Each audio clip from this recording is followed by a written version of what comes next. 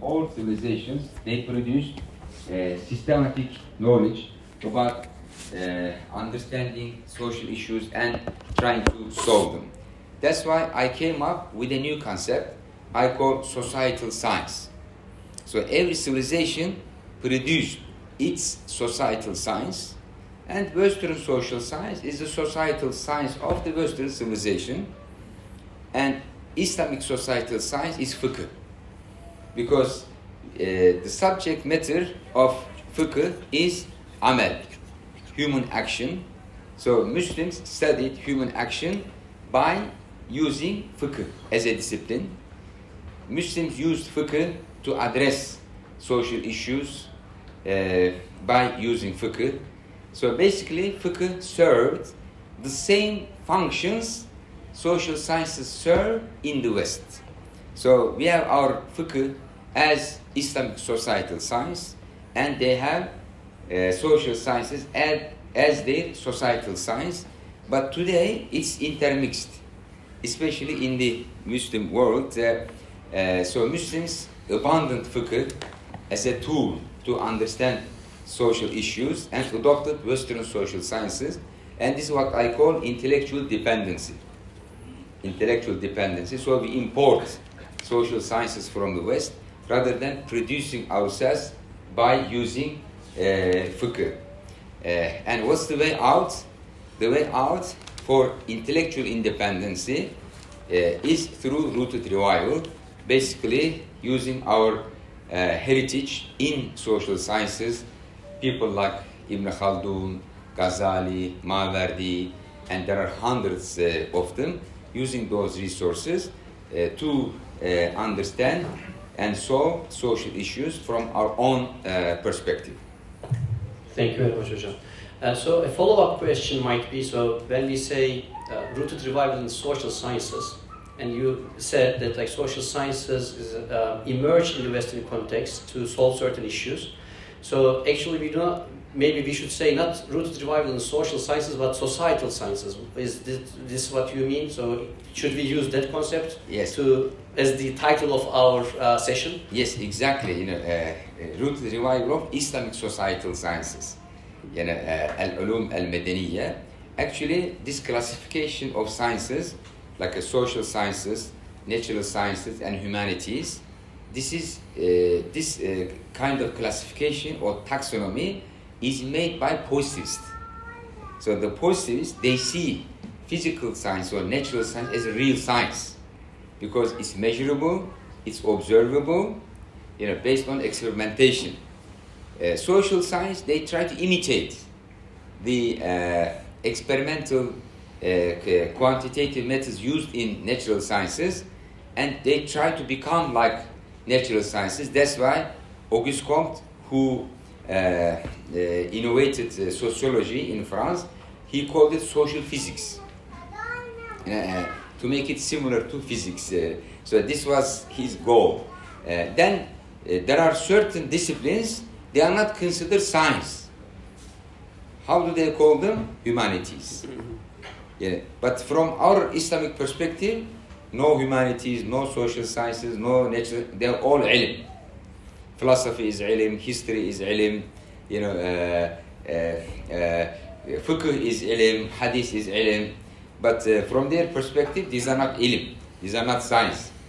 Only natural sciences, and then to a certain extent, social science imitate them, they are considered science. The rest, like a theology, philosophy, these are not considered sciences. So better to use this universal category, societal science, as you have mentioned. So we have a rich heritage in studying human action, amal, fiqh perspective, tasawwuf perspective, kalam perspective, like what's amal, what are the causes of amal, in our own tradition. But unfortunately, we abandoned all these things under the impact of this Western propaganda that only the positivist way of studying society and human action is scientific. The rest is like khurafat, superstitions and everything. And our professors used to teach us history of sociology like this, and I was saying, wow, this superstition was much better than the sociology you have, because using this superstition we established an empire which ruled 3 continents for 6 centuries. And with the science you have, you cannot even rule small Anatolia. You have lots of problems. Thank you very much, Hocam. So, I would like to move to Dr. Akif Kayapinar. And although I have different questions for different panelists, I think what we should do is, I think our panelists should consider the questions as cumulative, as the final exams at the end of the semester. So you can answer the first question that Dr. Recep answered and your own question. And for the third speaker, he has 3 questions to answer if he likes to. So Akif Hocam, first, if you have any comments for the first question and about what Dr. Recep has just said. And the second question I have is, so if we were to, let's use the word, the concept Dr. Recep just mentioned, societal sciences. If we were to revive them based on the Islamic scholarly tradition. Of course, the panel is about education, so we need to find a way to convey the findings to students, and textbooks are used for this at the universities. And the textbooks are producing a kind of standard student type at the end, after the 4 years usually. So the question I have is, what would be the features of a textbook written from a revival perspective, especially when we take like Islamic civilization into account? Let's say in political science, what would be the difference of a textbook with such features? Thank you. Assalamu alaikum. Thank you. About the first question, whether or not science is universal, there is this common understanding today, in today's scientific paradigm. Science is universal, so the problematics are universal, the methodologies are universal, concepts are universal, the assumptions are universal. And you can see this not only in natural sciences, in humanities and social sciences as well. I believe that this may be possible to a great extent in natural sciences, but this is not correct for humanities and social sciences, because the subject matter of humanities and social sciences is human practice, human being itself, and human practice is spatio-temporal. I mean, you cannot isolate a human being from the world in which he or she lives.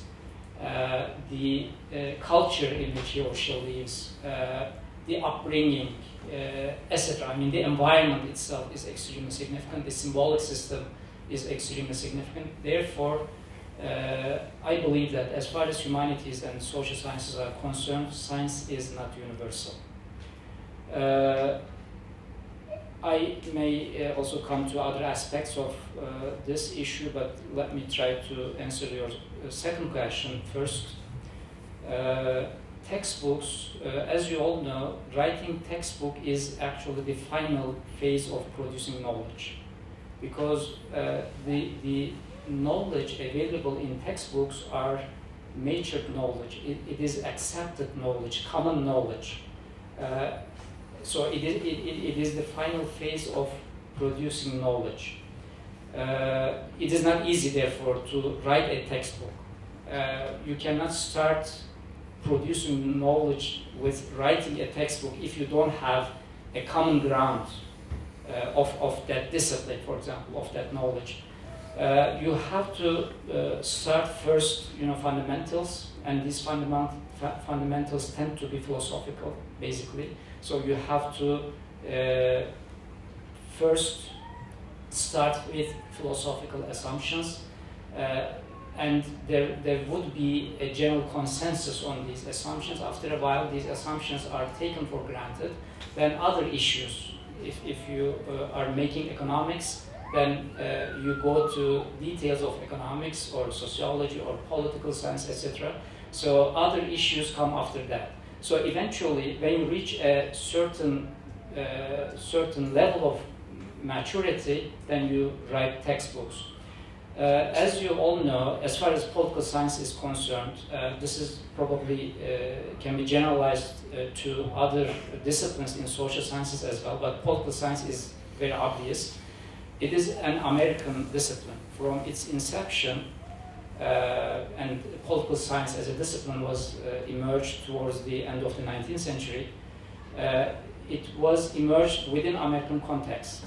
So from the very beginning, political science reflected American concerns. I mean, the models created in political science, the questions asked in political science, this is extremely significant, I believe, the questions asked, the models created, the solutions offered, the concepts, again, created, the figures of political science, and eventually the textbooks of political science, they are all American-oriented. Even Europe left behind the United States in political science, especially because they were very busy with 2 world wars while Americans are working on political science.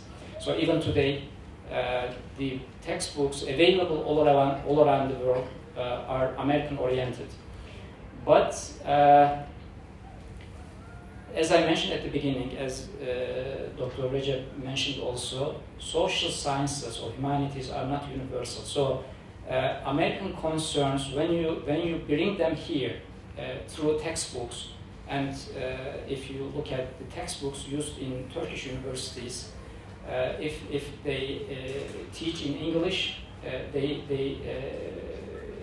import directly from the United States. If they teach in Turkish, they translate available textbooks into Turkish. Or even those written by Turkish scholars, they are like translations rather than written originally.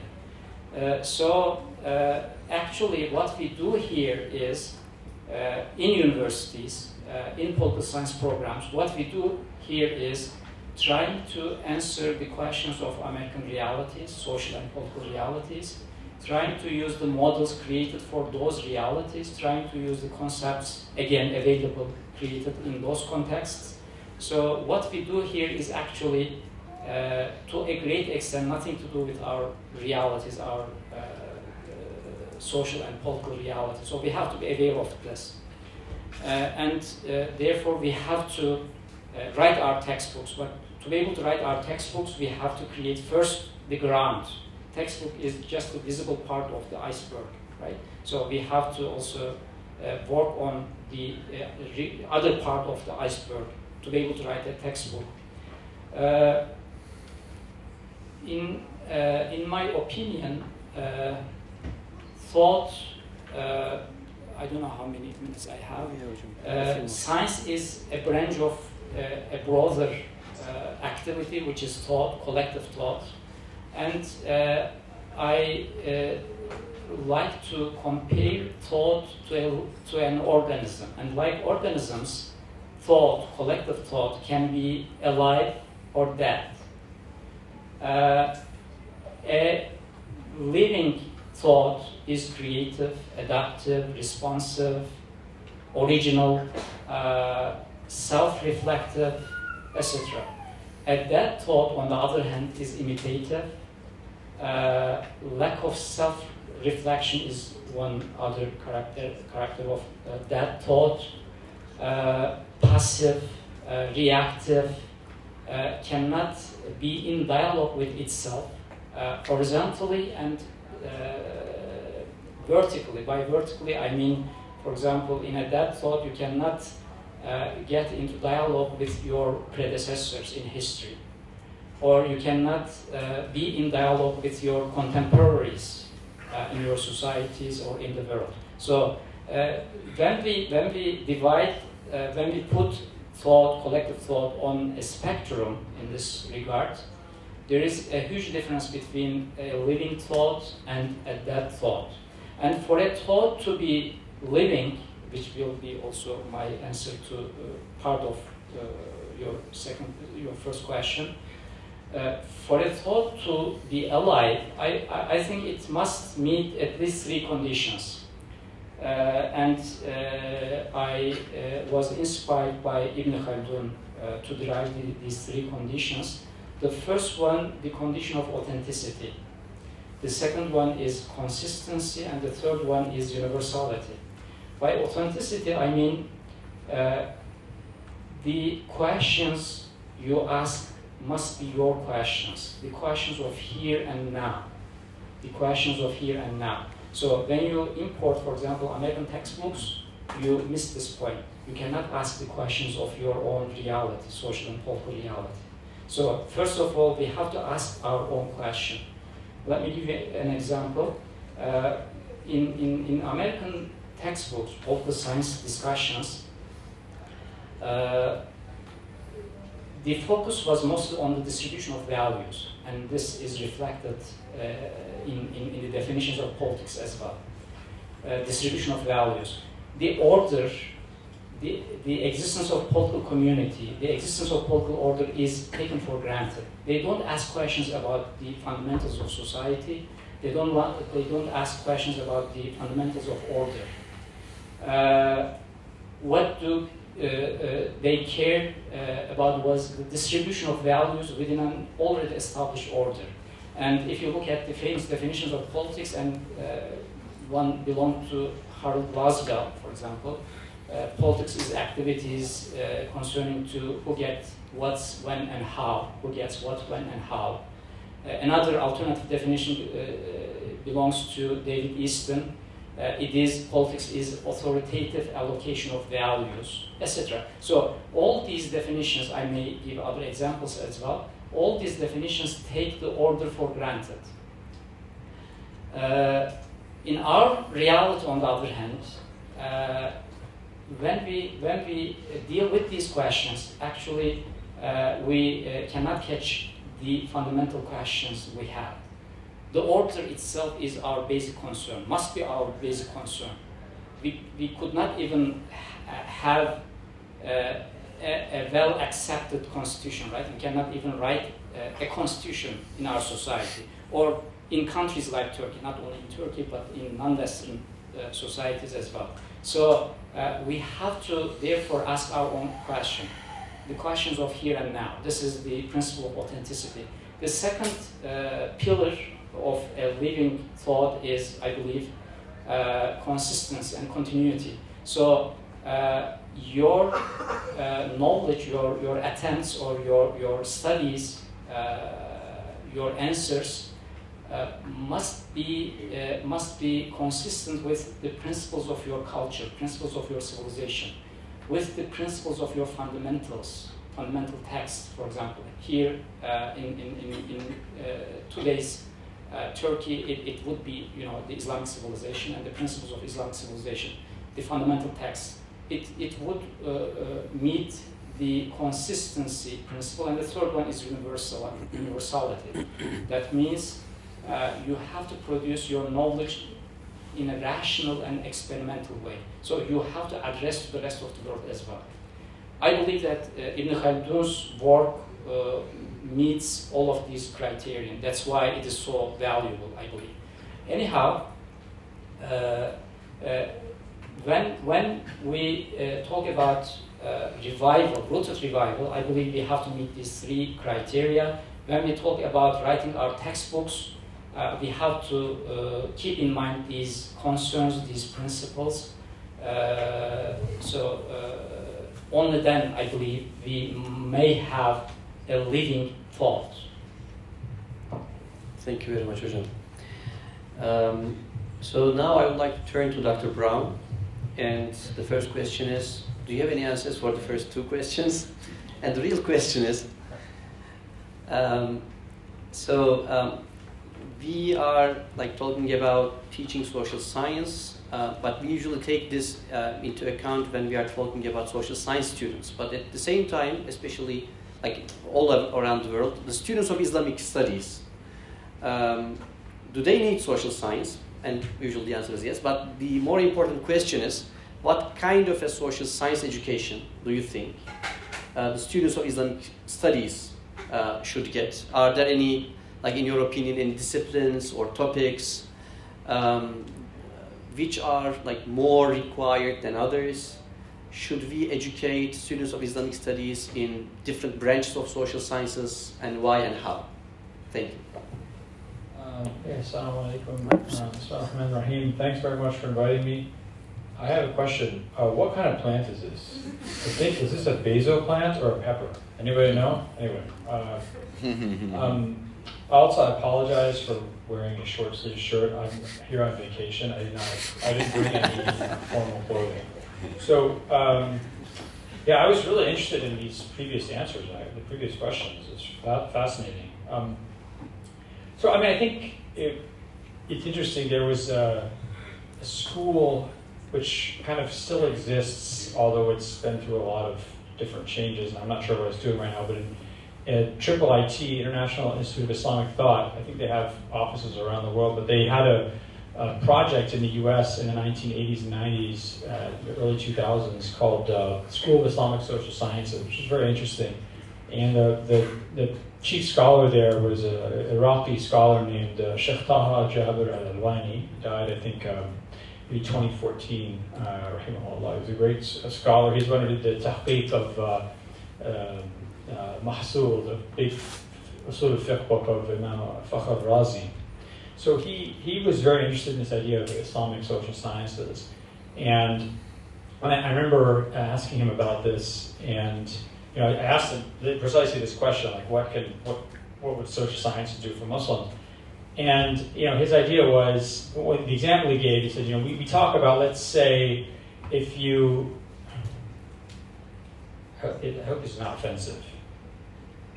I don't think it's offensive, but then I always offend people, so I apologize in advance. This is what he told me. He said, people talk about like the taqarrub ila zina, like what, for example, if you have, some Muslim scholars will say, like if men and women are mixing in the hallway here, that you shouldn't do this because this will lead to zina. Like this, hey Bess, I'm telling you, man. And so he says, like, we can actually kind of empirically measure what kind of mixing or what kind of activity, what kind of behavior will actually lead to this kind of stuff. So we don't have to just be prisoner to people guessing one way or guessing the other way about this. You can actually evaluate how these phenomena come about in society, which I thought was a really interesting idea. That's actually the example he gave me in probably it was 2002, I'm guessing. So I'm telling you this now.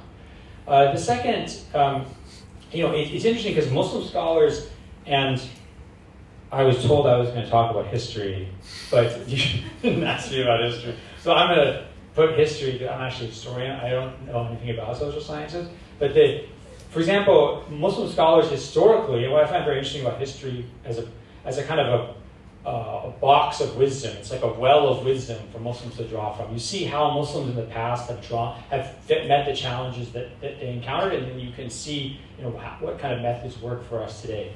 So you see constantly throughout Islamic history, Muslim legal scholars, judges, will always be doing kind of, I don't know if it was informal or just non-kind of methodologically codified social science. So when they said, they noticed ada, the rules of society, how society works.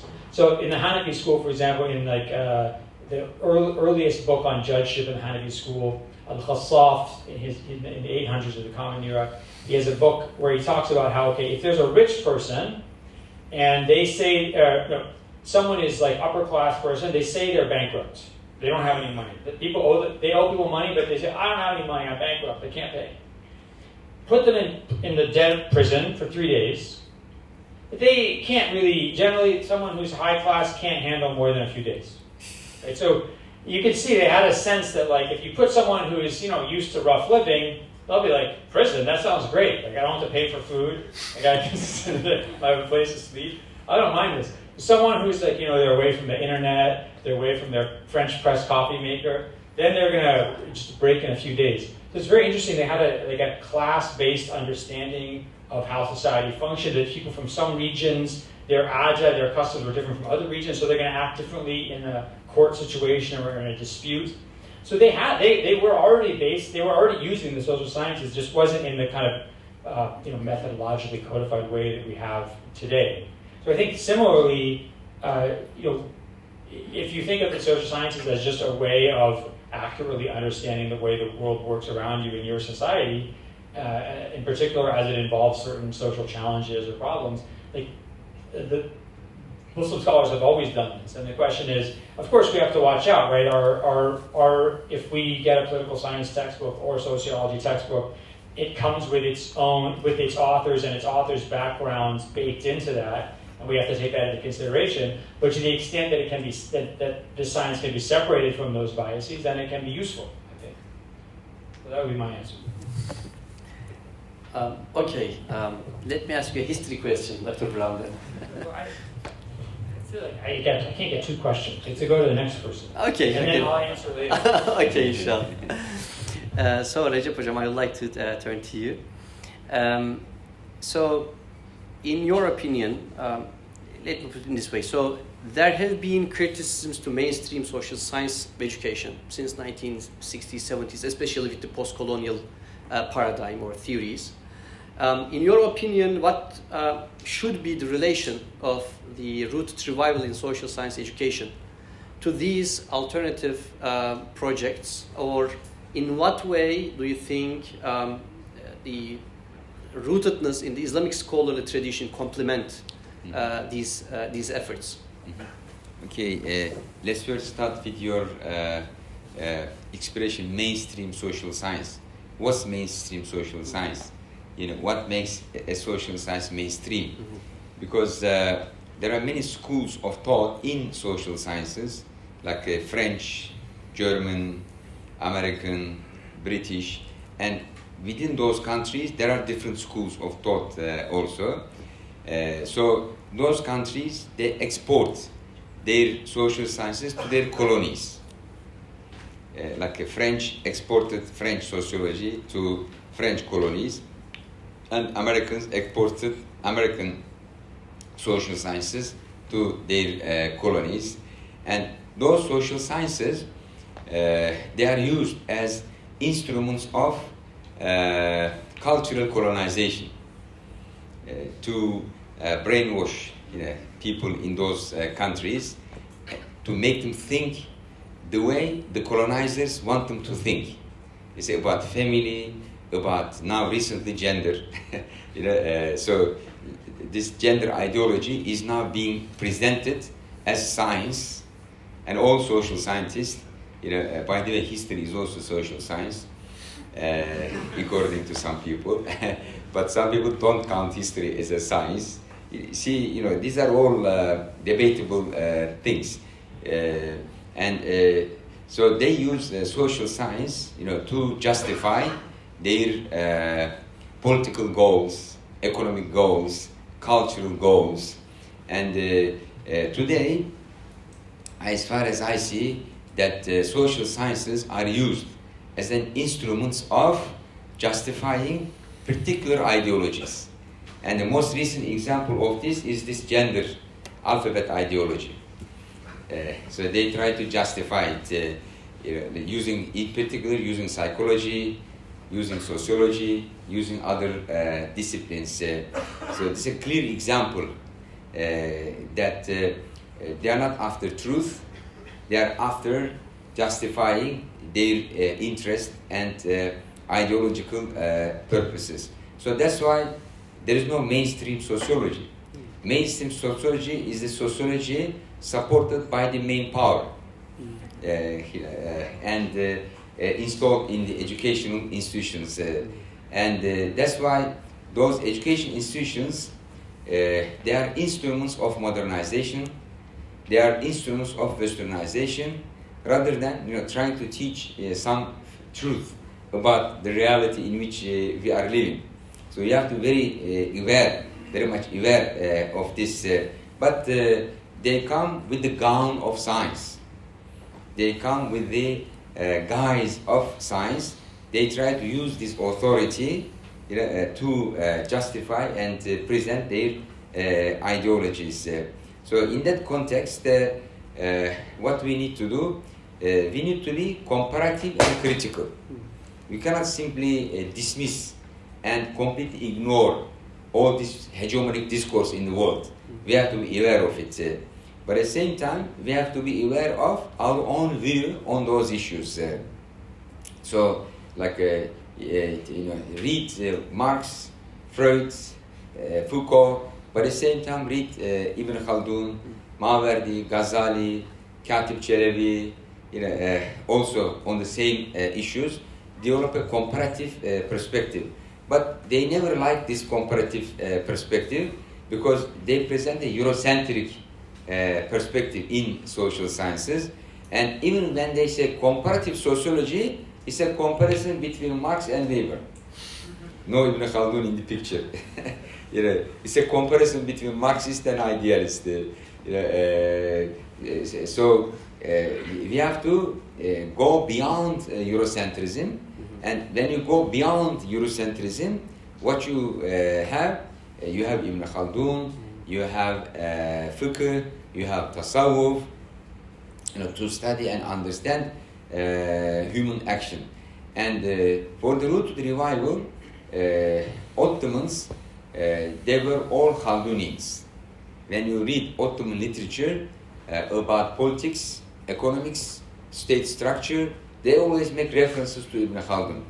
And Ottomans are the first ones who translated Mukaddime to Turkish, like a Pirizade, Sheikhul Islam, the highest authority, started translating. He could not finish, but then Ahmet Cevdet Pasha, the author of the Mejallet al-Ahkam al-Adliye, he completed, and it was printed twice during the Ottoman period. So people call this Ottoman Haldunism. Ottoman Haldunism. We abandoned Ibn Haldun and adopted Durkheim in his place. But this was, in my view, the worst choice. They could have chosen someone better than Durkheim, because there were many options. But because of this close relationship with the French, they chose French sociology, and the French is a bloody country. Always revolutions, killing each other, civil wars. But then they present it as if they are very proud of this. What's French Revolution? It's a civil war, people killing each other. And then another war, another war. But then they present all these civil wars, people killing each other as something really, admirable. This is how they present their bloody history, to outside the world. And the French culture is not based on negotiation, reconciliation, always fighting, no compromise. And then at the end, one side kills the other side, then dominates. So that's why there's always conflict between church and state, religion and science, all the time. But they said the British model, reconciliation, nothing like French Revolution. So they reconciled. Same thing in Germany, same thing in Spain. So because we got the French model, we always had this conflict between religion and state, religion and science, etc. And this is true for all French colonies. Same thing in Tunisia, same thing in Algeria. This is a worst model, and we made this mistake of borrowing that to us. Then we abandoned Ibn Haldun and put Durkheim in its place. But there was big hope in Western sociology that this is a new science, it will solve all our problems. But then in 2-3 decades, big disillusionment, big disappointment. And this happened in Egypt as well, because I did my master's thesis on the development of sociology. So it was first big hope, as if it's Khidr coming to solve all the problems. But then 2 decades later, this is rubbish, it's not going to help us. We have to find our own solution. Then in Egypt, there emerged the call for Arab sociology, Islamic sociology, Egyptian sociology, same thing in Turkey, Turkish sociology, Islamic sociology, etc. But none of them produced anything viable because they were disconnected from the tradition. But Cemil Meric, let me cite him and then I will conclude. Cemil Meric said, sociology is the secular theology of the West. Sociology is the secular theology of the West. We have to return to ourselves, returning to ourselves means returning to Ibn Khaldun. Thank you. Thank you very much, Hocam. Speaking of Ibn Khaldun, I know Akif Hoca is one of the experts in Turkey on Ibn Khaldun, and I would like to ask a question on Ibn Khaldun and revival of social sciences, a rooted revival of social science education. So, Recep Hoca just mentioned that Ibn Khaldun, Ottomans were Khaldunians until 19th century. If, let's say, as a thought experiment, Ibn Khaldun were to design a 4-year curriculum of a BA program at a university in social sciences, if you like, you can answer with reference to political science, how would that look like? Would there be differences, similarities, if we had made Ibn Khaldun director of one of our universities? No, sure, actually, there will be a lot of differences. There will be similarities as well. Let me start with this. We always mention Ibn Khaldun, especially as far as social sciences are concerned. But Ibn Khaldun is not unique. Ibn Khaldun was, I believe, the peak of a historical tradition.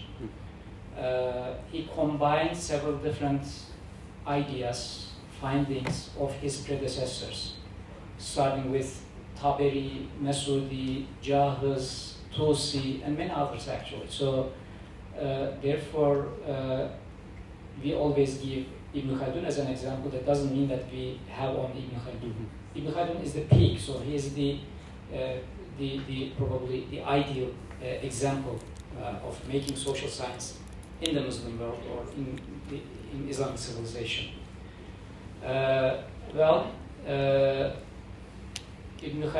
you all know, Ibn Khaldun has Muqaddimah, and probably he would follow the systematic he adopted in the Muqaddimah to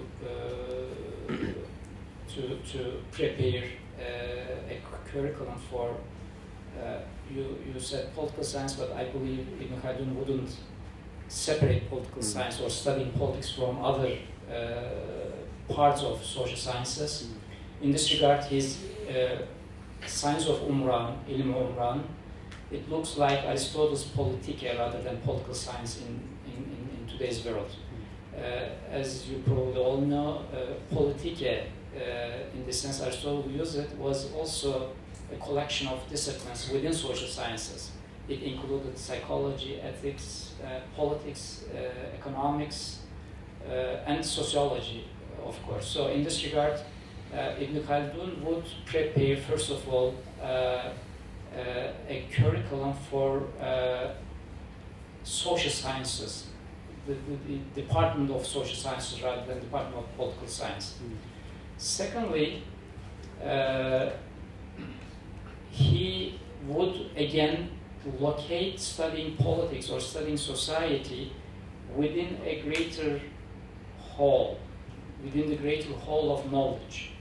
As you all know, Ibn Khaldun has, like all Muslim thinkers or all Muslim minds, has a multi-layered or multiplex conception of existence. The realm of, for example, metaphysics, Alam al-Arwah wal-Malakut, Alam Tekwin, the world of creation, and the material world. At least 3 levels of existence, and according to Ibn Khaldun, each of these levels has different logic, different knowledge, different nature. So, for example, about the metaphysical world, we cannot have knowledge based on our reason and experiments. We have to accept what we hear from our prophets, what we hear from the prophet, for example, or what we read from the Quran. So, but about other realms, about the material world and about the world of creation, we can have access through our reasoning, through our experiments. So he would locate studying society within this greater whole. Secondly, again, when we look at Mukaddime, as you all know, he starts with the mabadi, the principles of Ilm Umran. He would put courses on methodology or methodological issues. He would probably focus or emphasize on the ways of knowing of social issues or social problems, studying social problems. Again, he would emphasize rational studies, experimental studies. He would probably adopt a comparative way, as Recep Hoca mentioned. He would compare different societies, Muslim and non-Muslim. He would adopt, as I mentioned in my previous answer, a spatio-temporal perspective, because Ibn Khaldun believed that human action is not universal. So, but that doesn't mean that it is an open-ended particularism. There is a predicted trajectory for human action, but human action is not universal or simultaneous in all parts of the world. So he would emphasize the significance of change and transformation. Nothing stays unchanged, unlike the contemporary social sciences, for example. He would emphasize ethics, because ethics is extremely significant, again, in the transformation of society and politics. He would emphasize the significance of feelings and psychological character, as in the case of Asabiya, or as in the case of the psychological characters of Bedouins and Hadaris. So he would emphasize methodological issues. Then he would continue with other issues as well. I mean, he would include economics, he would include anthropology, sociology, politics. He would include history, of course, because all of his examples are derived from history. He would again emphasize sociology of knowledge. So eventually, a 4 years program of social sciences would look like a holistic conception of society. And in reality, actually, the recent trends in social sciences, I believe, are making social sciences closer to the position of Ibn Khaldun. It adopted interdisciplinary perspective. It adopted, for example, non-material issues like feelings, like ethics, like emotions, history of emotions. So I believe social sciences, if it is left alone, it will eventually reach to a point where Ibn Khaldun stands. But why do we have to wait for that, voyage? We have Ibn Khaldun already, so we may formulate such a program of social science beforehand.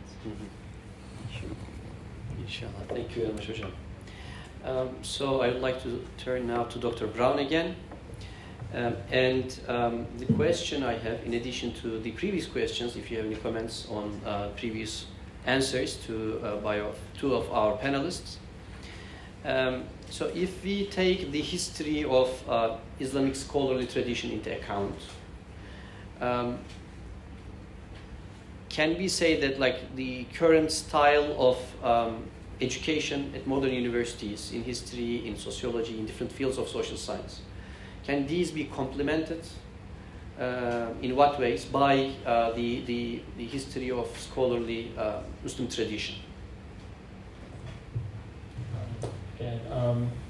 Well, I think history as it was begun as a discipline in 5th century Athens with Herodotus and then Thucydides. Their objective was two things. One is to preserve the great deeds of people so that other people can look back on them and have exemplars. The second is to explain why things happen, why certain society wins or loses a war, right? And I think this idea of, what I think it's, Historia, was it Philosophia Magistra Vitae, I think is the saying in Latin, or history is philosophy teaching through life. History is, you look back in history as a source of how to understand, to teach you. I think this is very important. This was also, you see this very clearly in Ibn Khaldun's Kitab al-Ibar. Like the Muqaddimah is a Muqaddimah of a book that is a book of lessons. And also Ibn al-Imad, in the beginning of his, not universal, but long-term history, he says that this book is to teach people, things that are praiseworthy, things that are blameworthy, and give them good examples. So, although 19th century quote-unquote professional historians like the German Leopold von Ranke, I think he died in about 1887, if I'm not mistaken. He famously said that that's not the job of history. History is just to figure out what really happened, what actually happened. We might have that ideal in Western universities and Western academia, but the fact is that history is still a teacher. That's its main job, right? So just think about this. Go to a bookstore. I don't know, in Turkey, probably same thing, but a bookstore in the United States, and look at the books on the history. And they don't have, look, there's going to be a book that talks about how, in actuality, early Christians historically accepted different conceptions of gender and sexuality. You're not going to see a book that says early Christians completely did not accept different. Right? You're going to see a book about Islam, and it's going to say Islam is really just about being a nice person and not having any political ideals. You're not going to see one about Islam is about having certain political ideas, right? So still, people go to bookstores to buy books on history because it's going to tell them something that they think they want to hear to make them a better person or make them understand. So even understanding the past is just a way of inculcating into you a certain view of the world that your society considers laudable, right? So that's very important. Now, what's interesting is, yes, Muslims definitely had that idea, as I mentioned, Ibn Khaldun, other scholars as well, but they also had a very functional understanding of history, and you can see this in, I think, Imam al-Sakhawi's, he died in about 1500, I'm not exactly sure the exact date he died. He was a student of Ibn Hajar al-Asqalani, and he has a book called, I think, At-Tawbih ala man damma tarikh, and he's criticizing people who criticize history. But when he's talking about history, he's not talking about Ibar and all these things. As far as I recall, I could be wrong. If someone read the book more recently than me, and if I'm wrong, please correct me. But as far as I remember, he's just talking about, look, history is about figuring out when stuff happens, like when did this person live? When did this thing happen, right? There's a very functional, just basic understanding of history we have to have in order to just organize the past. So I think that history is very useful, but we always have to remember that no matter how, quote-unquote, objective or academic the scholar is claiming to be, certainly in the Western historiography, I think there's always an agenda, right? And I say that not in a nasty, it's some kind of conspiracy way. I think people might not like hearing this, but I don't think they would deny it. If you go and you point out, your book is giving a certain interpretation, giving a certain lesson in the end, right? You're coming up with an idea. Do you deny that? No, I don't deny it. And your idea happens to be what all the other liberal progressive professors agree with. Yes. Okay, that's not a coincidence, right? So I would say we just have to be aware of that. Thank you very much, Dr. Brown. I would like to proceed with a more practical question to Dr. Recep. MashaAllah, he is the founder of many institutions with the ideal of rooted revival, the one with which we are now having this discussion in is ADEP, and just 100 meters away we have ISAR, we have ISAR, we have Usul Academy. But all of these institutions are complementary kind of institutions to the already, like students who are already enrolled in universities. And this means doubling the workload. Like on the one hand, you go to university, take like social science, mainstream social science education, if I may call it. And on the other hand, we are trying to like train our students, educate our students with the Islamic scholarly tradition, making them rooted in this tradition. So what is the ideal scenario? So should we, or in what ways should we, first of all, integrate this curriculum to a standard university, for example? But if we do this, again, we, on the one hand, we need to teach them again, mainstream, I would like to use the word, social science, plus what we have in our Islamic scholarly tradition. But it means, instead of 4 years of BA program, it may mean 6 years of BA program. So is there a way for the integration in one institution? If yes, and Haldunian perspective would be what?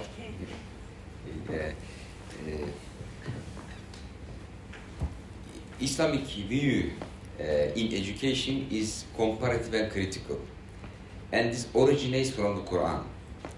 Because in the Quran, Allah Ta'ala does not talk only about Sayyidina Adam. He also presents the arguments of Shaitan very objectively, very clearly, and then critical examination and refutation. And the same thing for like Sayyidina Ibrahim and Namrud, Sayyidina Noah and his society, Sayyidina Musa and Fir'aun, and eventually Sayyidina Muhammad alayhi salam and Abu Jahl, Abu Lahab and their arguments. So the arguments of refuters of truth and people who go astray, they are presented objectively, critically analyzed and refuted. And actually even in Surah Al-Fatiha, Allah Ta'ala presents a very sociological perspective. There are three groups: An'amta alayhim, Ma'duba alayhim, Dalin. There are three groups of society. Society is divided into three groups. So this is very sociological, right? So there are three groups in society. And then in Surah Al-Baqarah, first Muttaqin, then Kuffar, then Munafiqeen. So Allah Ta'ala talks about the behavior of the Muttaqin, how they behave. They give charity, they make salat, and they believe in the hereafter. They confirm the previous messages of the messages of Allah Ta'ala. And the kuffar, they are not rational people. They blindly, committed to something. Whether you debate with them or not, whether you try to explain something to them, they are not going to accept it because they are blind and locked into one particular idea. Of course, these are al-kuffar al-inadiyun, not all kuffar. Al-inadiyun, that means somebody who's completely biased and completely closed to listen to anything, but not all non-Muslims like that. Majority of them are open-minded. That's why we have tabligh, obligation for tabligh, obligation for da'wah. Then munafiqun. Munafiqun is the most difficult to understand case. That's why maybe like 4 or 5 ayat for muttaqin, 2, 3 for kuffar, and then 10 or 15 ayat for munafiqin. Like 2 pages explaining how they behave, why they behave, etc. So you see, this comparative perspective comes from the Quran. And so Islamic education has always been comparative and critical. Remember, our scholars before, they were talking about importance of khilaf, importance of presenting different opinions.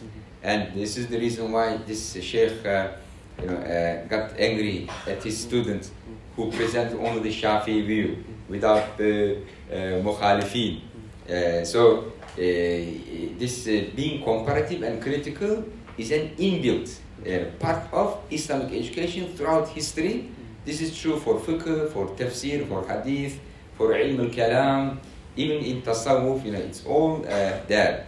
So our education today must be comparative and critical, but today the conventional university education is completely Eurocentric, secularist, so there's no comparison.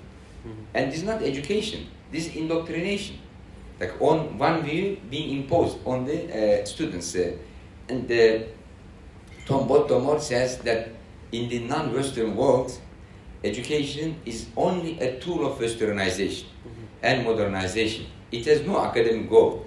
Before I read this, I used to feel very sad. Our education institutions don't function well. They don't give good education. They don't produce people who can win Nobel Prize. They don't make any innovations. But after I read this was big enlightenment. I realized our education institutions serving the purpose for which they are established, which is Westernization and modernization. So because it's completely Eurocentric, we have to offer to our younger generation, something beyond Eurocentrism, so that they can compare and reach their own conclusions. So, like EDEP, is offering to our students something that they can compare. So let's say if they learn Freud in the school, they learn here Imam Ghazali. If they learn Marx, in the school, or Adam Smith in the school, because there is no Ibn Haldun in the school, right? So here they learn Ibn Haldun. So this allows them to make a comparison, and then at the end, this tahqiq, verified knowledge, grounded knowledge. All social sciences try to answer the following question: why people do what they are doing? Why people do what they are doing? That's the question. All social sciences, psychology, economics, politics, all of them, they try to answer this question. But there is something wrong with the Western or the current hegemonic approach. They focus only on the people who are at the level of nafs ammara. Like economists, they try to explain the economic action of a person who is at the level of nafs ammara, homo economicus. If you want to understand the perspective economists use, go read the tasawwuf books on how they analyze the actions of person at the nafs ammara level. Like, why do people at the level of nafs ammara do what they are doing? And the same thing like Freud. He's right. He says people do things out of shahwa. Yeah, that's right. But for whom? For people who are at the level of nafs ammara. So like Hobbes says people, they are, how do you say it? They are like wolves. Homo homini lupus. Yes. Man is wolf to man. Yeah, man is wolf to man. So they are like wolves. Yeah, this is true. But about whom? About people who are at the level of nafs ammara, right? So social sciences today is the social sciences of nafs ammara people. And if you want to understand the actions of modern and postmodern people, read tasawwuf books, read nafs ammara, and how nafs ammara makes people act in a particular way, then you better understand what's going on in this world today. But those social scientists, they assume this nafs ammara is human nature. Like Freud assumes like acting for shahwa is human nature. Economists assume acting just to maximize your profit is human nature. Acting like wolf, killing others, they assume this is like human nature. But for us, this is not human nature. This is what it is. This is what you are. What you can be is different. What you can be is nafs mutma'inna. So we don't say this is human nature. We say human nature is nafs mutma'inna, and we say the role of education is to elevate a human being for acting from nafsani motivations to acting as nafs mutma'inna, only trying to gain pleasure of Allah Ta'ala. That's true societal science education. That's true history education. Ibar. What's the purpose of Ibra? To make you leave nafs ammara behind and move on to become nafs mutmainna. Understand that all these conflicts we have for economic reasons, for nafsani, shaitani reasons, they're not worth of fighting for. Work for the pleasure of Allah Ta'ala. So this is the major mistake I think current hegemonic social sciences are doing. They take what you are or what the people around them are, because they look at this statistical majority, and the statistical majority, they are like working for nafs ammara, and they say this is human nature. But we Muslims, we say no, this is not human nature. Human nature is al-nafs al-mutma'inna, and we are created as Khalifa of Allah Ta'ala, we are created as ahsan taqwim, and this level of life is ula'ika kal-an'am, bal hum adallu sabila. Very interesting debate with my colleagues. They were so angry at me when I said we as human beings superior than animals. They were so angry at me. They said this is anthropocentric. You have to leave this. Like what is condemned in the Quran, now it is presented as science. It's like official ideology. And if you say like we human beings, we are superior, ahsan taqwim, khalifatullah, they say no. You are completely wrong. You have to see all human beings like animals, and we are no different than them. So that's a major mistake. And the second mistake is separating or claiming that they separate values and facts. This is a big lie. This is the biggest lie, and it underestimates intelligence of people. They think everybody is stupid. Today, you study social science, right? As Professor Brown mentioned, there's implicit ideology. Always, always an implicit ideology. It's always justifying their ideology.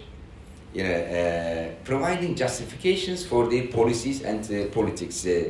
And you cannot show me any prominent sociologist, social scientist who did not talk about how things should be. Is there anyone in political science who, like prominent political scientist, but never talked about how things should be? Any sociologist, any psychologist? No, you cannot show me any prominent one. But when it comes to talking, they say, oh, we are scientists, we are objective, we only talk about what it is, we never talk about what it should be. Like Durkheim did not talk about how things should be. He was the ideologue of the Third Republic in France.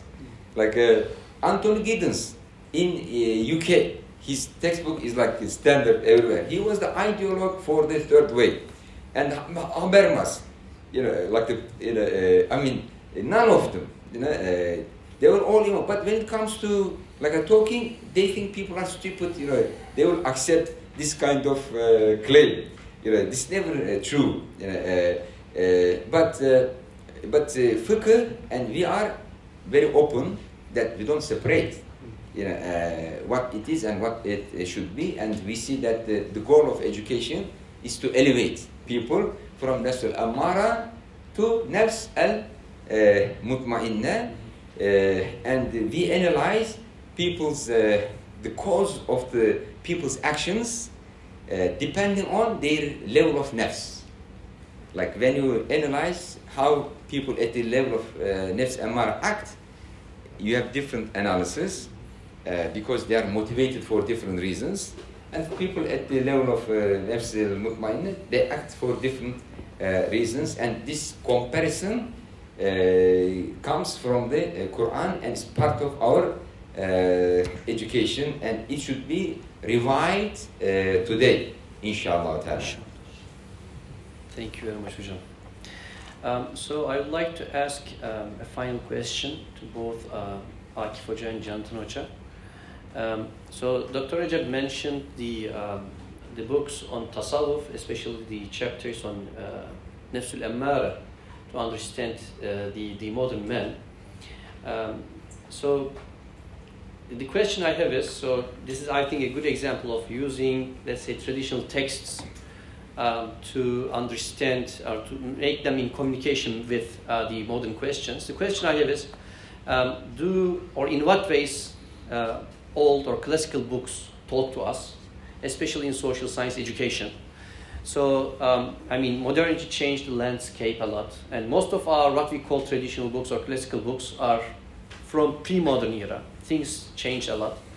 So should we take them just kind of as an inspiration or motivation, or is there a way to use them to do like sociological, historical, political science analysis, this kind of stuff? What should be the relation of a social scientist, sociologist, historian to the books produced by classical Muslim scholars, and how can we benefit from this rich in the works we inherited from our predecessors to achieve the project of rooted revival in social science education? Akif Hocam, would you like to start? Thank you. Before responding to your question, let me say something where Recep Hoca stopped. Let me take it from there. Generally, it is thought that science is the identical representation of reality. This is valid for natural sciences. It is also claimed for not even natural sciences are representing the world as it is. So this is less so for humanities and social sciences. All sciences rely on certain philosophical assumptions. In social science departments, for example, we don't have courses on the fundamental assumptions, on the philosophical assumptions of certain discipline. For example, we don't have in political science the basic cosmological assumptions, the basic philosophical assumptions, theological assumptions, on which political science literature, political science was built up. But all sciences rely on certain philosophical assumptions. After a while, during the period of institutionalization, these philosophical assumptions are taken for granted. So they are left to we don't remember them anymore. So when we don't remember the point of departure, when we don't remember the philosophical assumptions, that means that discipline is mature, that discipline is institutionalized. But when there emerges a crisis, a comprehensive crisis in that discipline, then people start looking back to the assumptions, philosophical assumptions. For example, in political science, what happened after 1950s was something like this. Thomas Hobbes, he was forgotten. I mean, he was actually someone who was identified with devil, right, like Machiavelli, because he adopted an absolutist monarchy. He was not accepted by liberals, etc. But after 1950s, especially in the West, in the United States, scholars began to study Thomas Hobbes. Why? Because there was a crisis in political science and political philosophy. Scholars wanted to remember the philosophical assumptions, so they returned back to Hobbes, because Hobbes was the beginning. Hobbes was the beginning of modern social imaginary, modern political imaginary. So, from here, what I want to say is this. If you want to make an alternative social science, an alternative political science, we have to start with these philosophical assumptions. Sometimes in my classes, I also see this. Students don't like philosophy. Students don't care about other disciplines along with political science. But I believe philosophy, especially philosophy, then history, then other disciplines, they are extremely significant. So we have to be able to look at things from different perspectives, from especially philosophical perspective, if we want to make an alternative way, an alternative social science, etc. About your question, yes, we have a very rich history. We have great figures in history. But let me remind the three pillars of a living thought. Authenticity, consistency, and universality. Authenticity here is extremely significant, the questions of here and now. So we have to take the questions of our social reality, social political reality, and current problems, current questions. Some of these questions may be answered, may be tackled with by our predecessors in history. So we have to study history as well from this perspective. If, for example, Ghazali answered similar questions, then we have to be benefited from Ghazali's attempts or from Maverdi's attempts.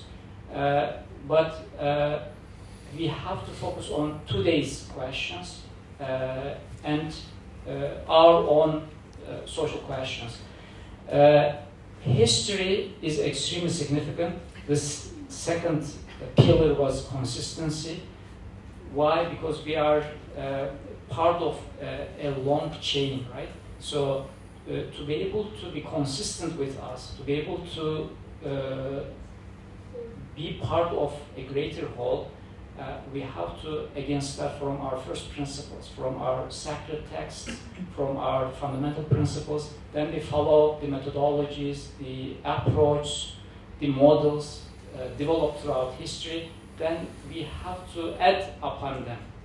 So this would also meet the second criterion, the consistency criterion. So history helps us in this way. We have to study them carefully. We have to benefit from them, especially in methodologies. That's true. I mean, modern times are radically different from classical times, from pre-modern times. So the challenges are extremely difficult. The challenges are radically different. So we have to be aware of it, but we have to keep always the whole scene in our mind, right? Without any interruption, without any neglect. We should not neglect what happened before us. Thank you, Recep. Sorry, Dr. Recep, who said that sociology is the theology of the... Cemil Meriç, Cemil Meriç. Turkish sociologist. a Okay, Turkish that sociologist. sounds, I'll have to write this down. Cemil Meriç, Yeah. okay. He was a leftist first, Yeah. then converted to Muslim. Turkish. Okay. Turkish conversion story. Most of us, we go through these stages. So, I mean, I think, so I'll say something and then you can correct me, everyone can correct me if I'm wrong, because it's just my idea and I could be wrong, right? I would actually think that, I mean, these points are very good that were made already, but I mean, I think that the bigger question is that how much are we really willing to change our ultimate views? I mean, no matter what, view of the world you have, or what you're proposing, or what religion you want, or what values you have, or what type of state you create, ultimately you're judged by whether or not you provide material prosperity and whether or not you extend human life. I mean, I think this is like, are we really, everybody in the world, think about like, how do you judge if like a state is successful? Like Turkey, is Turkey successful or not? Is Turkish government successful or not? How do you know? GDP growth, per capita income, et cetera, Like that's always comes down to this in the end. And very few people are willing to come out and say, you know what, I actually don't think that material wealth and growth is important. Like I think actually it's okay if people are kind of poorer, get poorer, and have less, less coffee makers and less cars, and that's actually better. Or put it this way, it's really interesting, and I was shocked when I found this out from my doctor friends in the U.S., which is that according to physicians, every death is considered preventable. Like every death, like when someone comes into the hospital and they die, that was a failure. Something you should have done something different, right? But actually, that's not what we believe. Death is not preventable. Death happens. Like is it possible? Like, but imagine going and telling somebody that their priority, one of the priorities in their society the ultimate priority should not be extending and prolonging human life. That actually sometimes humans die, and that's okay, and that's not actually the most important thing for that person is being alive, but that person being oriented towards God when they die, So I think I ask myself this, I ask you the same question. Are you actually willing to say that it's a society or individual or a system's success is not going to be judged on whether it provides economic prosperity and not going to be judged by whether or not it extends human life ad infinitum, right? I think that's a really interesting question. I don't know if this is useful or not, because these books we talked about in the past, they can be good or bad, but if they don't meet those two standards, people view them as a failure. If the system they create doesn't meet those standards, it's viewed as a failure. I think that's a big problem.